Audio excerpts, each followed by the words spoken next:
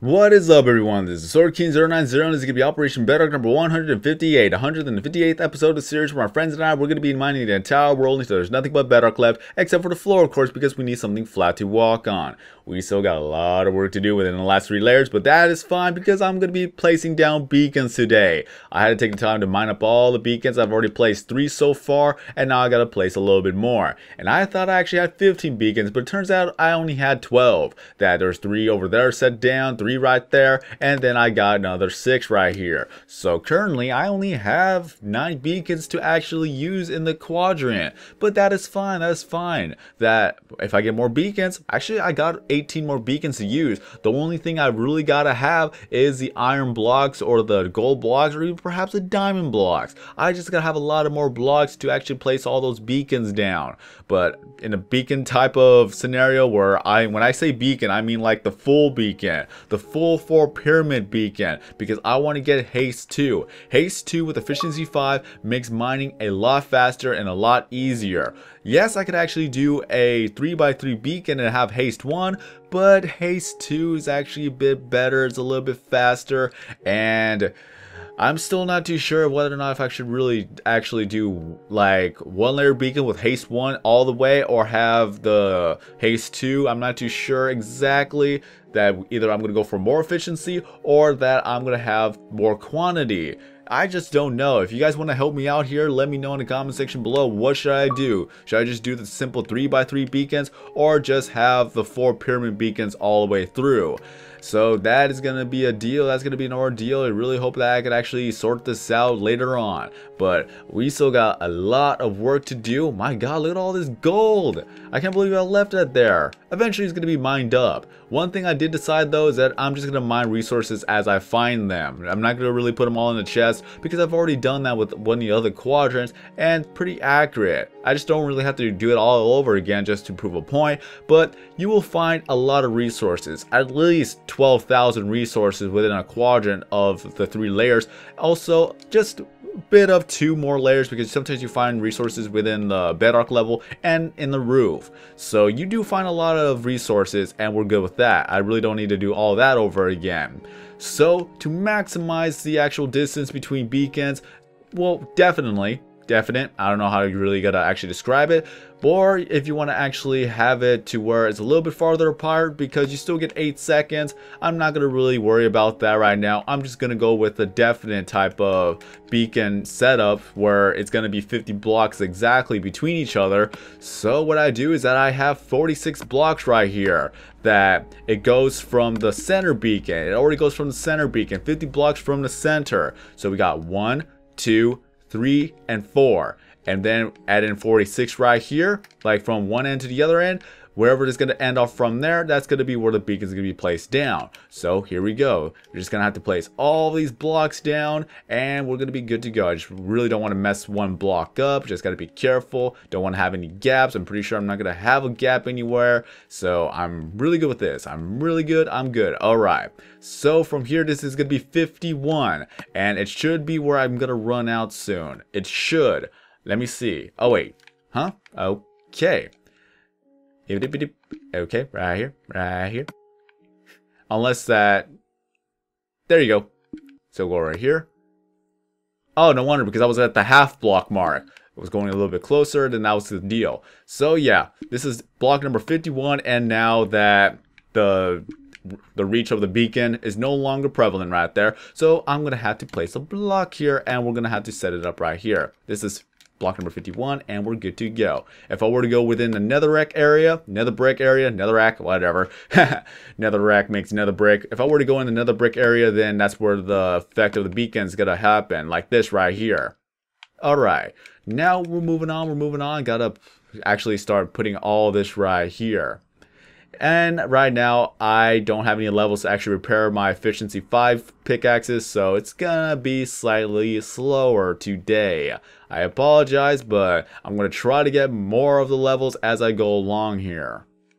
Alright, sorry for the jump cut. Is because that my mother arrived home, and of course that dogs have their favorite, is that usually it's the nurturing mother who spoils the dog. So in any case, dogs start yapping and everyone's just all over the place. And this is one of the reasons why I really got to actually soundproof my room. I need to actually get something to actually put on the door so that it'll block out everything. I did find something, but it costs $125 and I'm not even too sure if it's gonna work. I need to read the reviews. I need to actually look this up. I need to do a little bit more research because $125 is an expensive investment, and for me to spend that much to actually like soundproof my room, and if it doesn't work, then I'm out a good old $125 from right on there. So I really gotta put up some research. I really gotta look things through, and hopefully that I will find the proper product to actually help soundproof my room to where it's gonna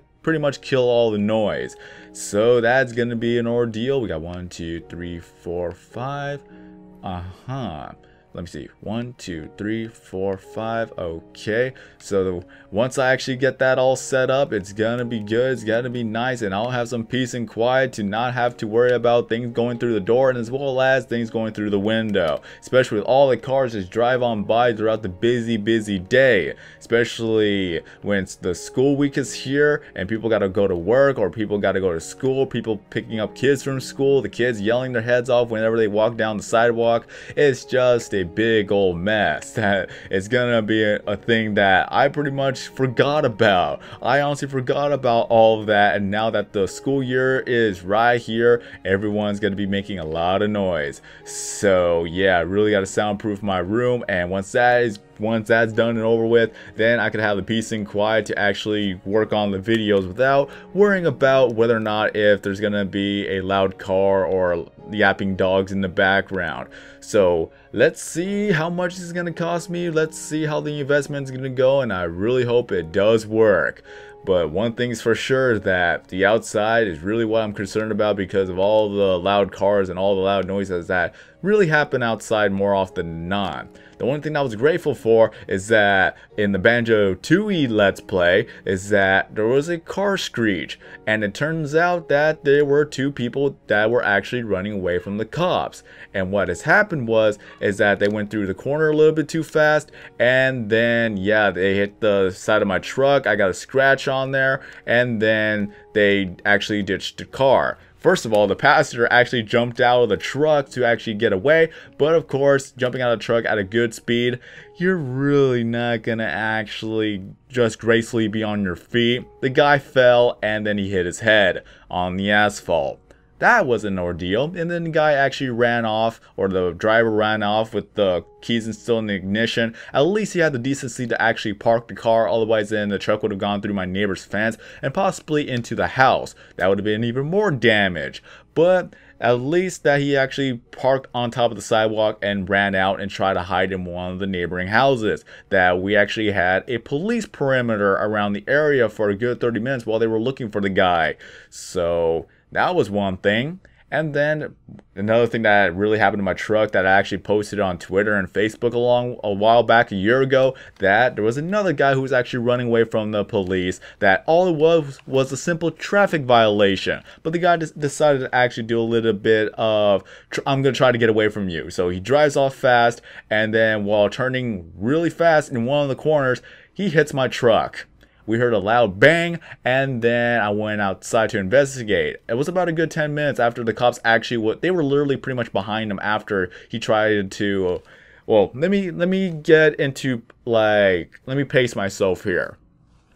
So the guy, he hits my truck, he backs up, and he goes to the neighbor's house and turns off the lights so that he thinks that he actually got away from the police. But not even like 5 or 10 seconds later, the police were already around the corner and they already found the car. It was a red Jeep.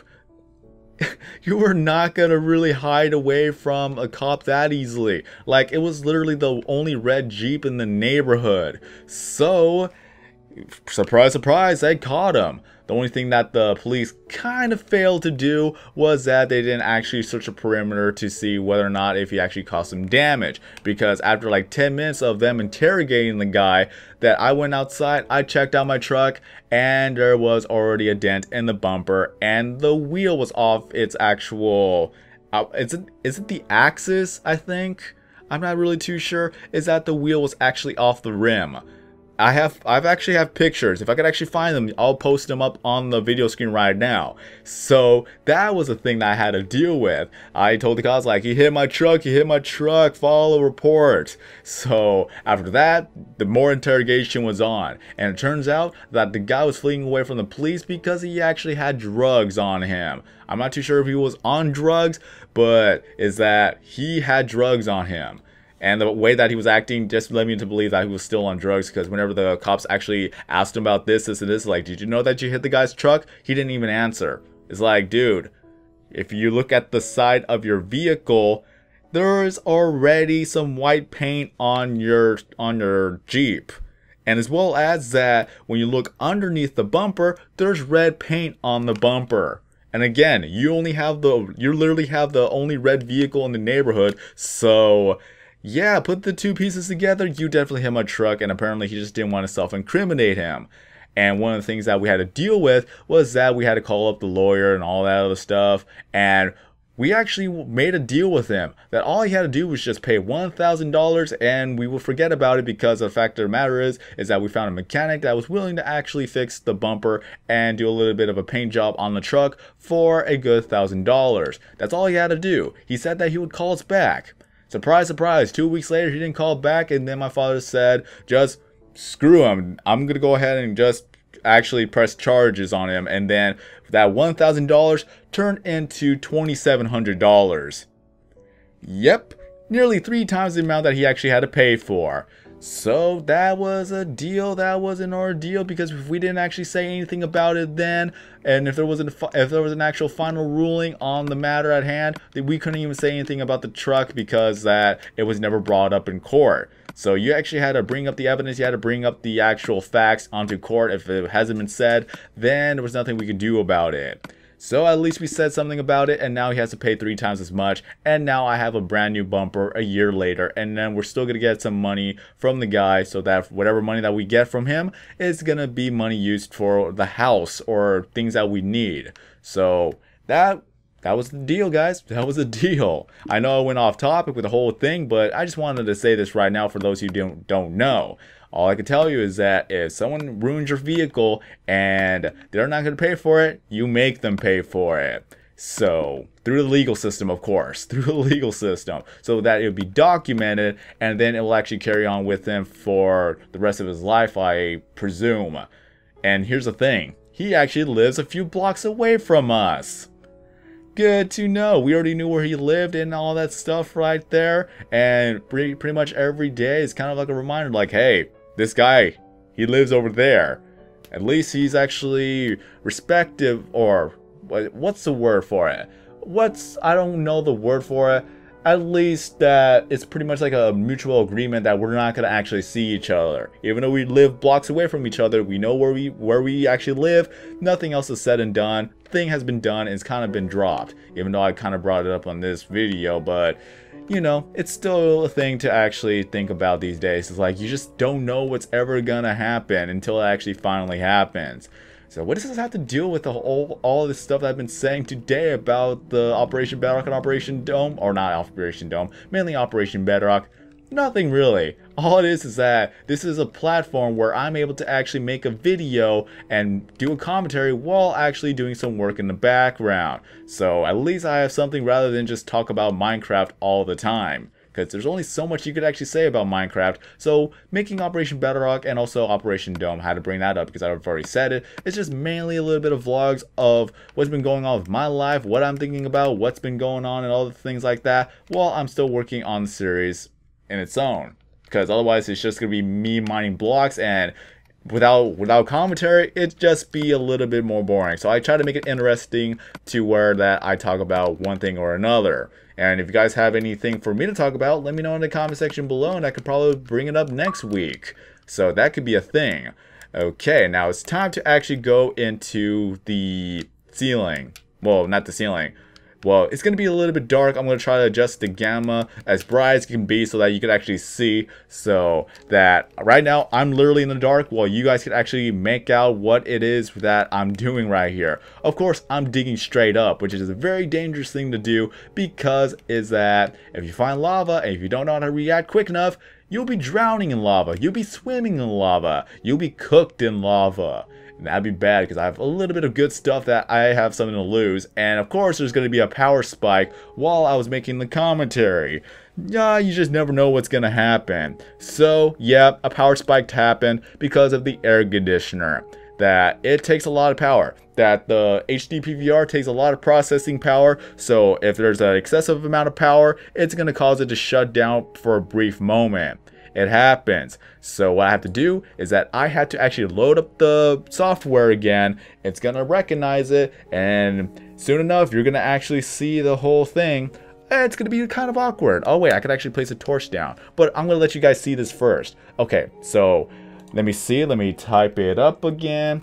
All right, so Operation Bedrock number 158 part 2, and then right now you're gonna see that it's recording. So let me go ahead and place down the torch, and what I do to actually sync it up, oh god, this is not even good because it's a bit of a close-up. Okay, alright, there we go. Alright, so let me go ahead and let's see, gotta line it up just right. So what I have to do is just sync it up just by doing the little tap button.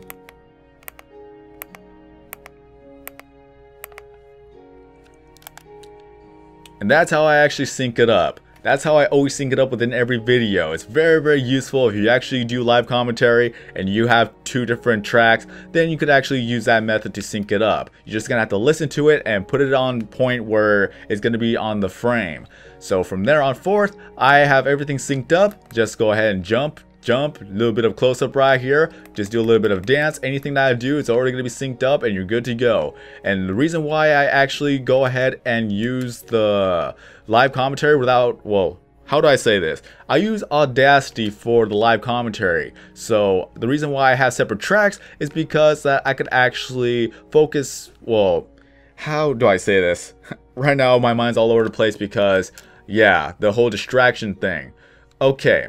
So Audacity is used for live commentary, while I use HD PVR for the visuals. Like if the visuals glitch out, like you just saw right here, at least I can maintain the actual audio commentary from the Audacity and continue on with the video. Because if I were to record the live commentary from the PVR and then of course that blackout just happened or that power spike happened, it's gonna cut off the commentary, it's gonna cut off the video, and it's not gonna flow smoothly when you try to fix it up. Even though you could actually do a jump cut, but it's still not gonna be nice. But at least you get to see here behind the scenes of what I have to deal with from time to time, and as well as that how I actually go around and actually making this work. First, when I actually had to deal with it, I actually went ahead and just ended the recording and start over before I realized that the audio is still going, so I could just sync it up right back afterwards. So from the things that happened, I learned more techniques along with video making, and I hope that this has helped you too. So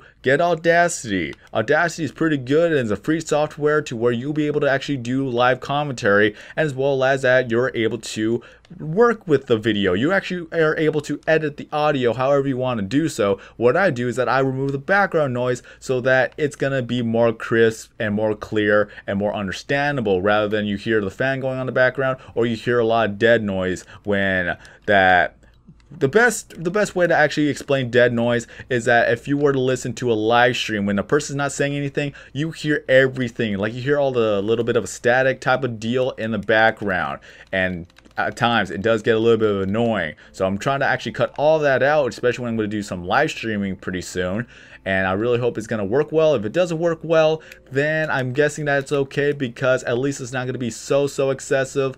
Like, it's going to be better. Honestly, it's going to be better than it was before, but I just really hope it's not too excessive. Just, I don't know how else to explain it. I really want to get this beacon done so I can end off the video. I have really no idea how long this video is going to be because of the interruption and because of the power spike. So, oh, look at that. We're pretty much already at the top. Okay, there we go. Good old timing. Now it's time to mine all the way back down, and I really hope I don't get attacked. And that's kind of an interesting cave system right then and there. Creeper, creeper, no creeper. Okay, we're good, we're good. And so we do have a little bit of light right there, so we can actually get see better at night. Alright, we're gonna go all the way down. We're gonna finish up the beacon before we finish off the episode. So I really hope that this tip actually really helps you with the live commentary aspect on how to sync everything up when you do live commentary. I'll look for the Audacity website. I'll look for the Audacity website so that you know which website is which, because there's other websites that claim to have Audacity, but when you download it, you kind of download some other things along with it. That has happened to my friend. So I'll look for the link and I'll post it up. If I don't find the link, then, well, I'll put it in the description. I'll let you know. In any case, let's go set up the beacon. So there's haste. We got to set that one up. We got to put a diamond right there. So when we activate it, it'll have regeneration and haste. But I'm looking for haste 2. So we're going to go ahead and press haste 2. And there we go. You have to get yourself a 9x9 pyramid for you to get haste 2. Otherwise, the best you can only do is get haste 1. And the beam is not activated just yet, but I still have the effect right here, right now, and everything's gonna be faster. So there we go. Optimize the beacons to where it's gonna be 50 blocks away from each other exactly, and it's gonna be infinite power-ups. So this is going to be the end of the video. So if you enjoyed the video, don't forget to leave a like. If you're brand new to a channel, or to the channel, sorry, grammar here. So if you're brand new to the channel, please subscribe, because I upload videos every single day except for Sundays, because that's going to be my day of rest. All my social media is down in the description below, so if you'd like to contact me, that is one way to do so. So got a lot of work to do, got a lot of beacons in place, and my home, it's gone.